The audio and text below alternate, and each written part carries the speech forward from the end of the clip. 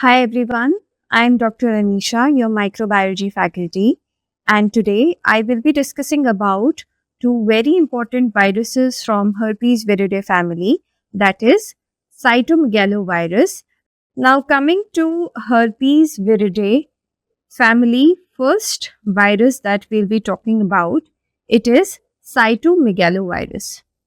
Now, cytomegalovirus, we all know that these are the largest viruses among largest viruses in herpes viridae family.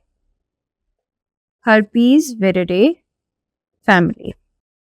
Now, herpes viridae is a family and it also is divided into three subfamilies that are alpha, beta, and gamma. Now, cytomegalovirus particularly belongs to beta subfamily, and an important characteristic feature of this family is that firstly, their duration of replication is longer, that is more than 24 hours. And the cytopathology is that these show cytomegalic cells. Like the cells, they become larger in size, right? So how do we divide this word cytomegalo? Cyto stands for cell and megalo means enlargement of cell. Enlargement of the infected cells. Infected host cells.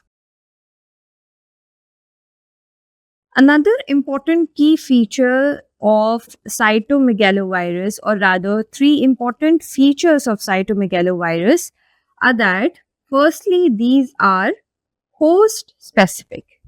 What does that imply? Now, some cytomegalovirus, which are pathognomic for human beings, which cause infections in human beings, will not be causing infections in animals or any other species for that matter.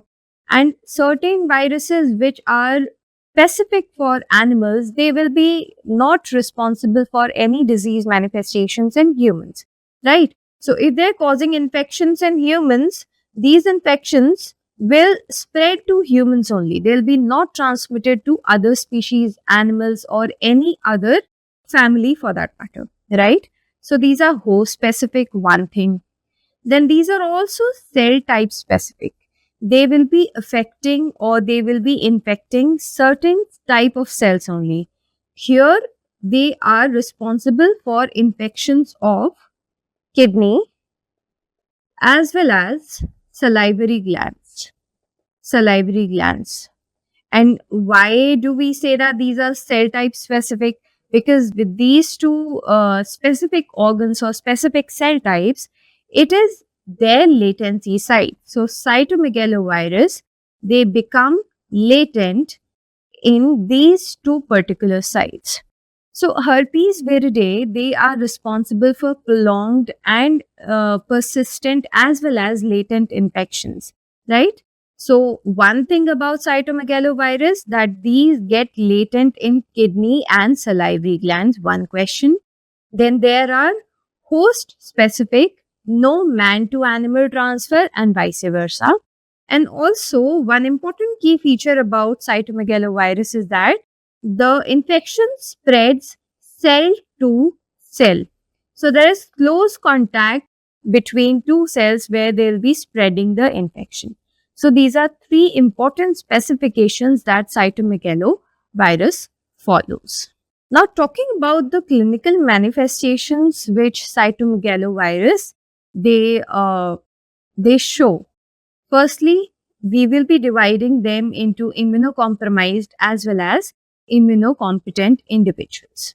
So now, when we talk about immunocompromised individuals, what is the first diseased condition that we come across in India particularly? It is the AIDS patient, right? So when in AIDS or in HIV positive patients, when CD4 count is less than 50, then it will be responsible for three disease manifestations. There will be hepatosplenomegaly,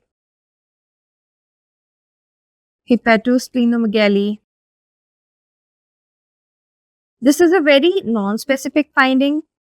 This particular virus will be responsible for three very important things now: chorioretinitis, retinitis.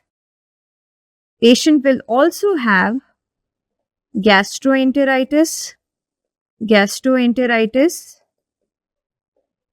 and fourth, very, very important thing, patient might develop dementia. So in AIDS patient, when CD4 count is very, very low, so in these immunocompromised patients, these are the most important clinical manifestations which would be seen. Now, another important point in organ transplant patients, a lot of complications develop in because these patients are immunocompromised. They have just been transplanted with another organ. So the disease manifestation usually starts within 1 to 4 months. 1 to 4 months, and array of complications can occur because of organ transplantation and subsequent cytomegalovirus infection. So another very, very important point. So what is the most common cause of infection or viral infection? Viral infection in organ transplant patients. Organ transplant patient. It is cytomegalovirus. Cytomegalovirus, a very, very favorite question, a rather history-based or case-based question which often comes in exams. When you're given a history and you're told that there's some patient who develops certain symptoms and the organ has been transplanted within 4 months, what is the most common infection that you might think of? Or common viral infection? That is always going to be cytomegalovirus. So how do you remember that? So we write cytomegalo,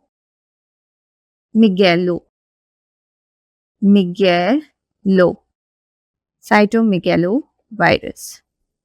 So double O and organ transplant patients.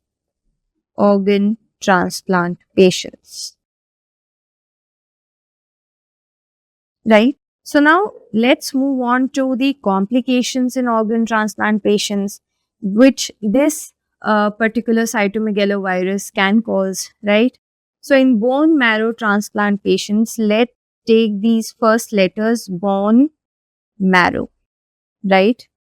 So there will be bilateral, interstitial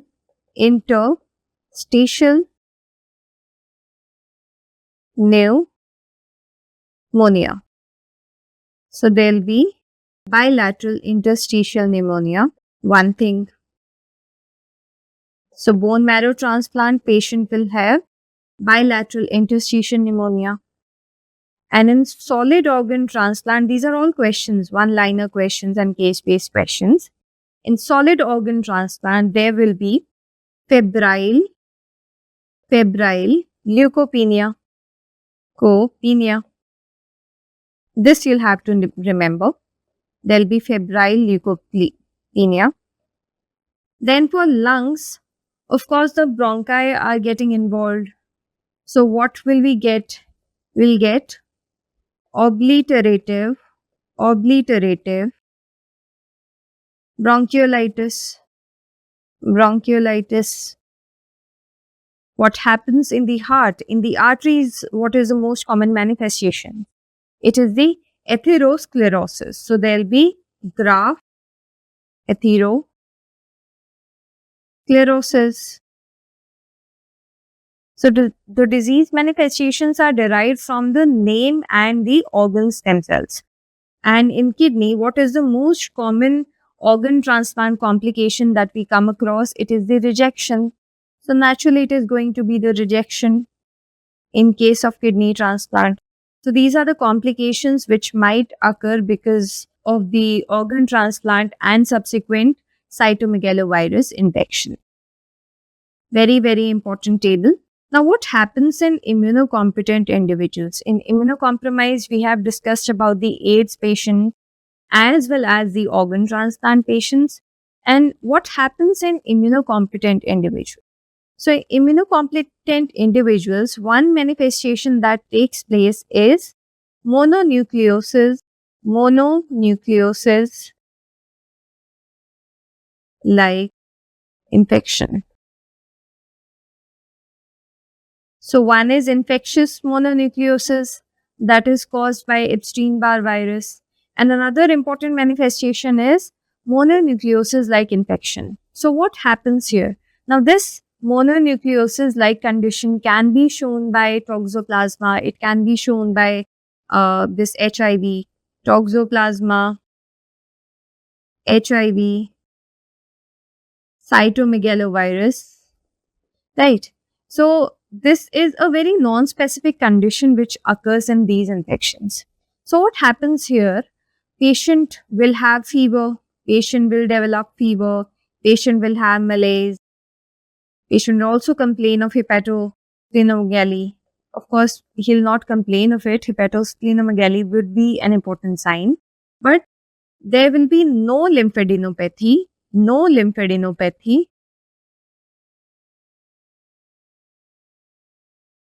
and no pharyngitis.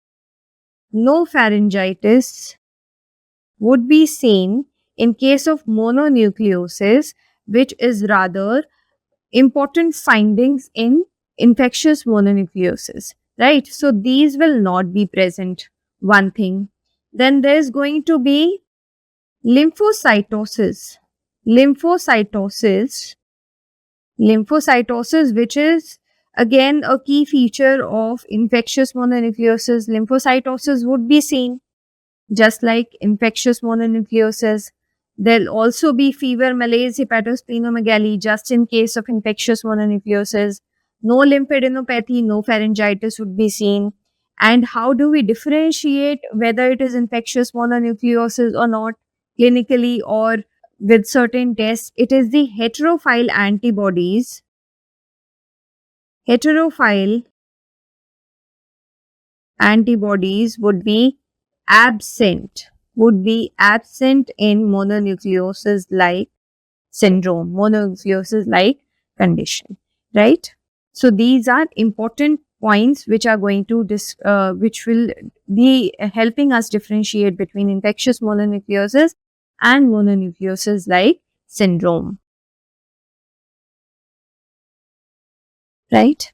So now one important point, another important topic from cytomegalovirus, it is the congenital cytomegalovirus. So this is the most common cause of congenital infection, most common cause of viral infection, we can say, with congenital defect,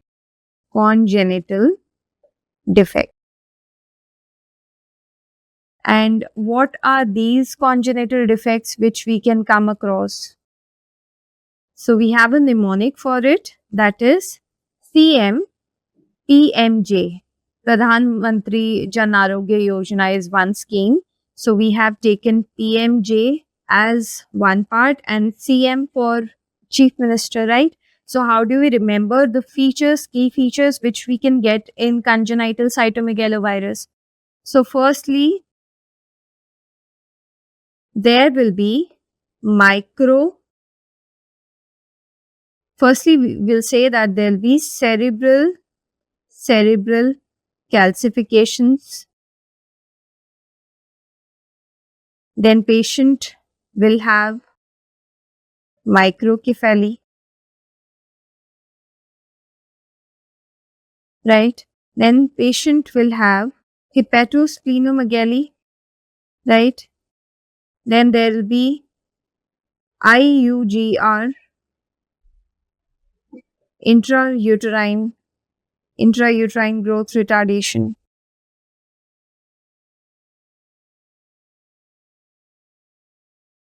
Then there will be prematurity. Patient will also have jaundice. right? Another important point from P is the petechi. So, what are the most important features which would always be present?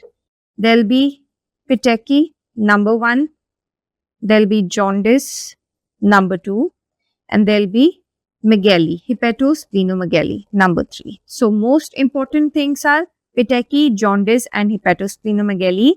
And these features, these are the other features which would be present: calcifications, microcephaly, IUGR, prematurity, etc. So, in this picture, we can very easily make out small dot, red dots. These are nothing but petechial signs, and also patient has microcephaly, right? Now, moving on to the perinatal cytomegalovirus. What do we mean by perinatal cytomegalovirus? It is the transmission of cytomegalovirus infection during birth, during birth, and can also occur after birth while breastfeeding. Breastfeeding. So when these patients have perinatal, when the infection develops during this time, during birth or by breastfeeding, so the patient will not have congenital defects, but patient might get some infectious conditions, and the patient mostly at times they are asymptomatic, and they will be present, they will be acting as carriers of this infection, and the carriage occurs from around 8 to 12 weeks. They'll start shedding the virus 8 to 12 weeks and for many years. Many years. And how does this shedding occurs? The virus would be shed, virus would be shed mostly in urine. So another case-based scenario when you'll be told that the virus sheds via urine, what is the most common infection, and the patient is asymptomatic. So cytomegalovirus infection would be the most common infection where the shedding of virus occurs in urine, right? So this occurs in perinatal cytomegalovirus, right? Now let us talk about the inclusions. One very important point and one of the most favorite question from cytomegalovirus is the presence of inclusions. And what are the inclusions we must know about? So these are nothing but owl eye inclusions. So what are the key features of owl eye inclusions? Firstly, they are intranuclear, as well as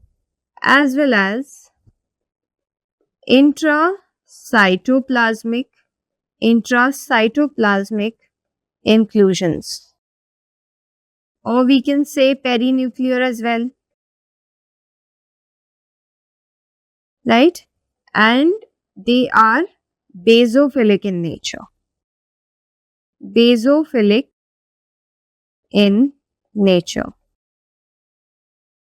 So suppose this is a cell, and can you see this nucleus with some basophilic material inside? This is suppose the nucleus, and you see a basophilic material inside. These are nothing but the inclusions. And also, can you appreciate these small dot-like structures around the nucleus?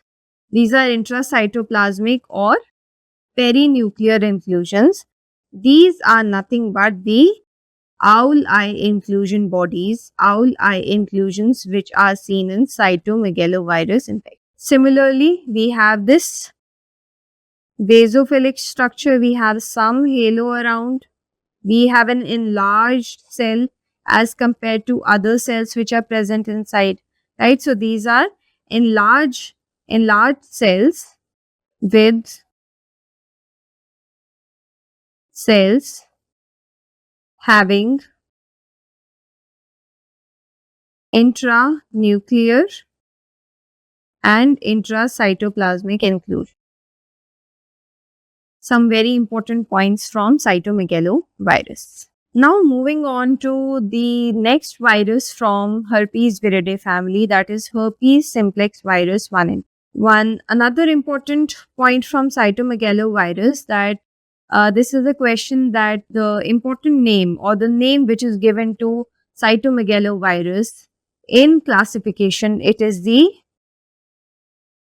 HHV5, human herpes virus 5. This gets asked as a one-liner question. Human herpes 5, it is cytomegalovirus. So herpes simplex virus 1 and 2 are nothing but human herpes virus 1 and 2. Right? So we will be talking about them in tabular forms first, right? So to know the differentiation between the viruses, let's just talk about little tricks how to remember herpes simplex virus 2 first, then we'll be talking about herpes simplex virus 1. So commonly, herpes simplex virus 1, it is transmitted by contact with mucosal surfaces, right? Contact with mucosa, or the transmission can also occur via abraded skin.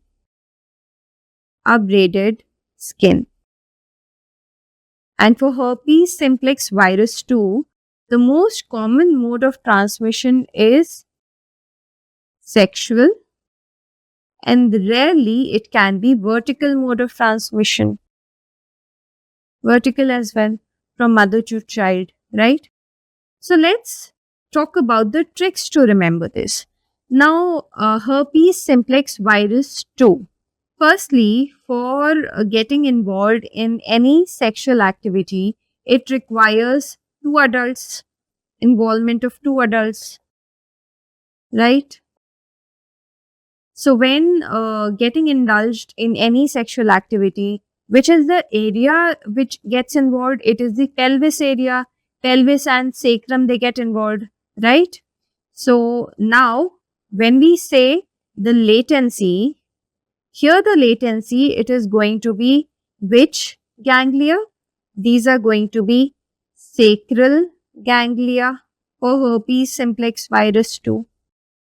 What is the age group which is affected when we say for sexual mode of transmission? It is the adults which are getting involved, right? So age group affected are the young adults, right? And what are the clinical manifestations?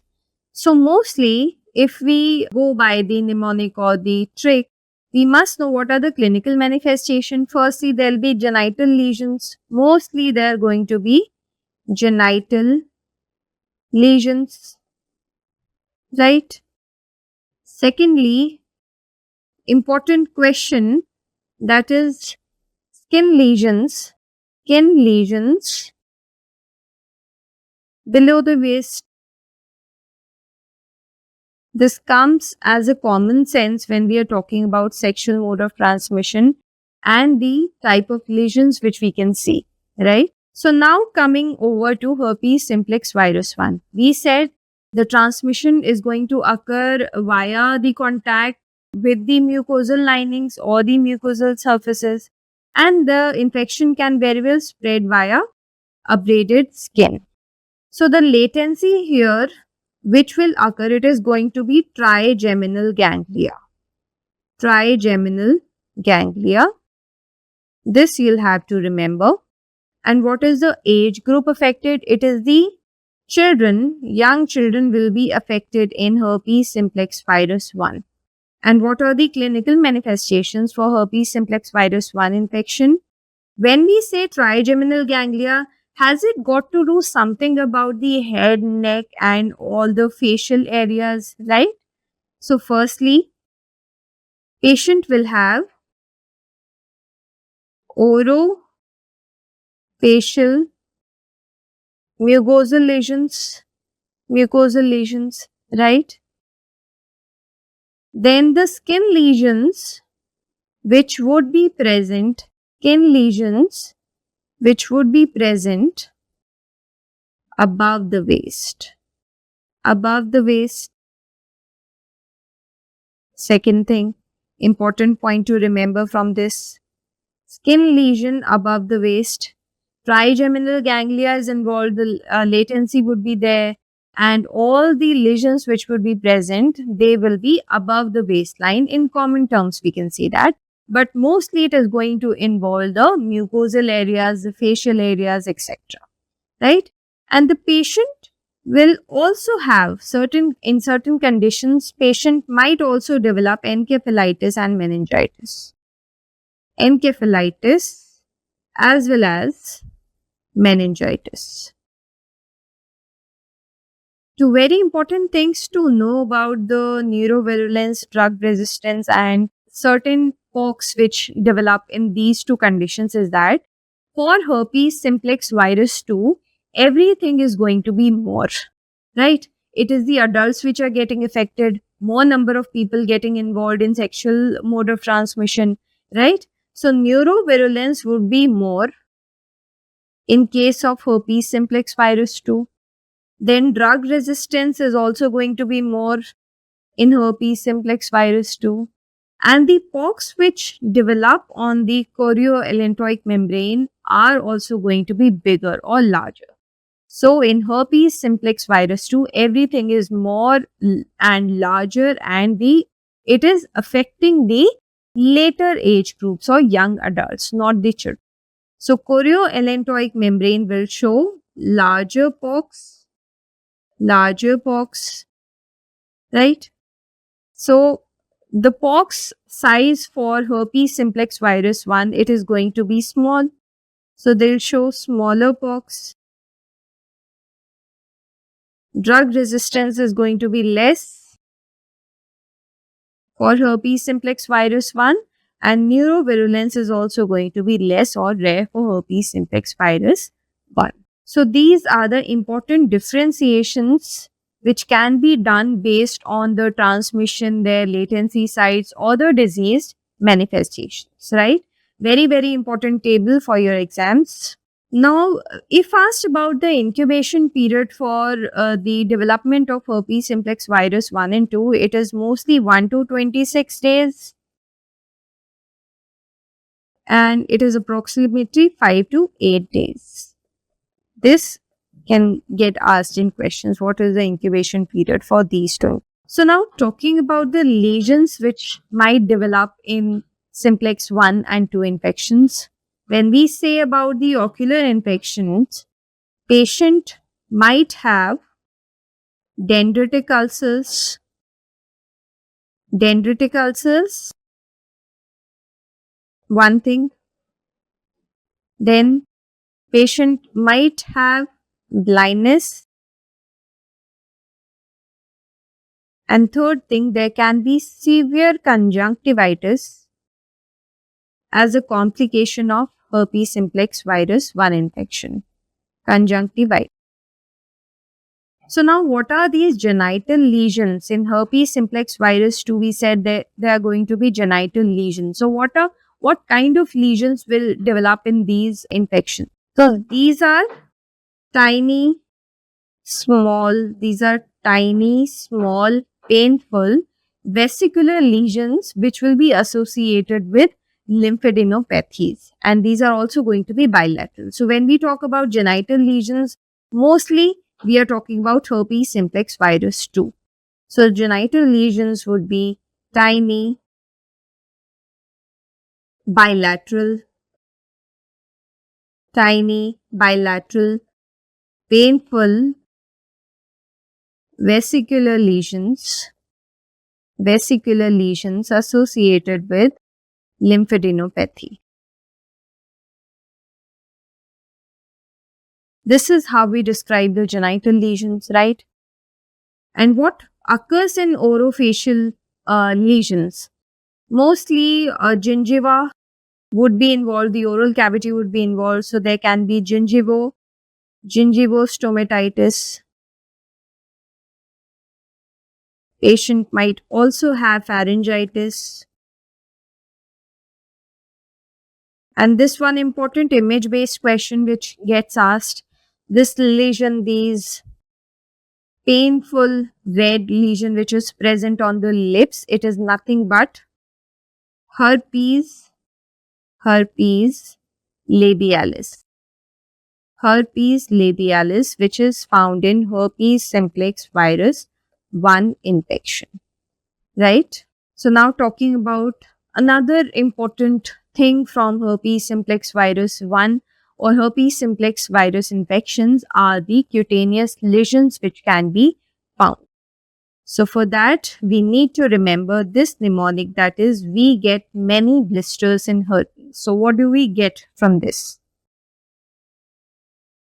V stands for herpetic, herpetic Whitlow, which are nothing but the lesions which are present on the fingers of hospital personnel and staff, right? Herpetic lesions on fingers of hospital staff.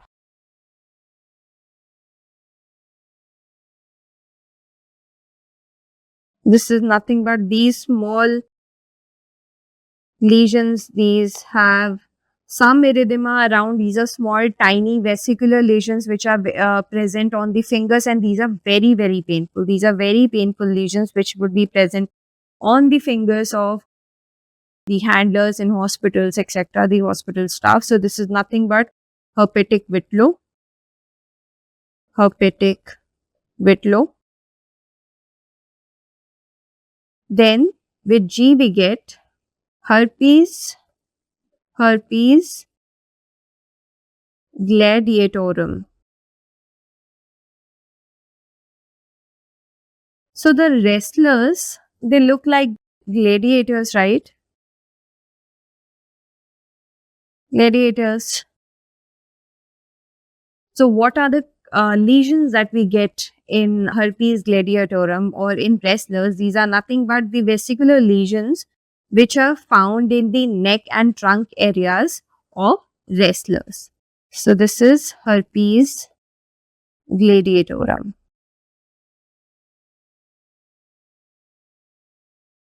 So the morphology of these lesions is somewhat same. These are painful, vesicular, they'll have a lot of erythema, and they will be associated with lymphadenopathies, right? So this is also herpes gladiatorum. You might get a lesion on the neck, you might get a lesion on the trunk. So these both pictures are of herpes gladiatorum. So next comes many. So then we have erythema, erythema multiforme, multiforme, which can be one of the manifestations of herpes simplex virus. Then there'll be blisters or febrile, febrile blisters, and these febrile blisters can develop. So any fever, any condition can trigger the development of these febrile blisters. And then we have eczema herpeticum. So herpeticum comes from herpes.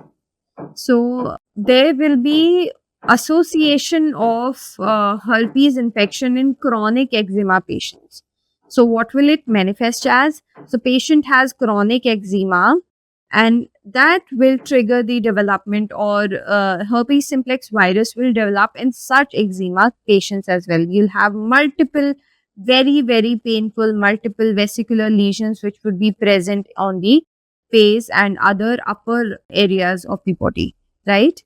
So there will be eczema herpeticum. Then we have this lesion. This is classic picture of erythema multiforme, right? And what is this? These are also the orofacial mucosal lesions, mucosal lesions which can be present in herpes infections. we can consider it as herpes labialis, right? So these are all the common complication, the common composition of all of these infections, all of these lesions is the vesicular fluid, and which are very, very painful. Now, what happens when there is nervous system involvement in herpes viridae infection? So firstly, patient might develop encephalitis. Patient might develop encephalitis. So in children, there is going to be an exogenous spread of infection which occurs, right? Which will trigger the development of encephalitis. Whereas in adults, it is the reactivation of latent virus. And what is the latency site when we are talking about herpes simplex virus? It is in herpes simplex virus 1, it is the trigeminal ganglia. This is the latency site for herpes simplex virus 1, right? So in adults, there is going to be the infection because of the reactivation of the latent virus, right? One thing, patient might develop encephalitis. Then there is another important thing, that is molarate meningitis, which occurs in case of herpes simplex virus. Kind of meningitis which will be associated, and they'll have multinucleated giant cells or molarate cells which would be present in such cases. And how does neonatal herpes develop? It is because of the transmission during birth or after birth, right? It is the transfer of infection from the mother to child, and the risk factor associated with it, that the earlier duration of transmission is an important risk factor for development of neonatal herpes infection. So what do cytopathology show? Important point, there's zinc smear preparation, which is done with the GIMSA staining, right? So what does zinc smear show?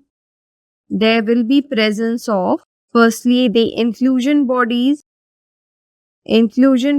associated with herpes simplex virus are nothing but the lip shore bodies, one thing. Then there will be multinucleated giant cells. Would be present, which are called as zinc cells. And these zinc cells which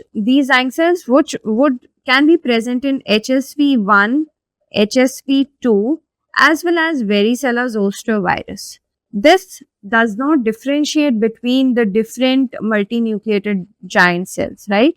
And the other thing which the cytopathology shows is the ballooning of cells, which are key features of this herpes simplex virus infection, ballooning of cells which would be present. So zinc smear shows 3 key features or key cytopathological features. These are very, very important clinical or case-based questions which can be asked with a given picture of the inclusion bodies or multinucleated giant cells, and you'll be told the latency site, then what are the type of infections which you can expect from such pictures, right? So this was about the clinical manifestations and latency sites of herpes simplex virus 1 and 2, as well as cytomegalovirus. Thank you.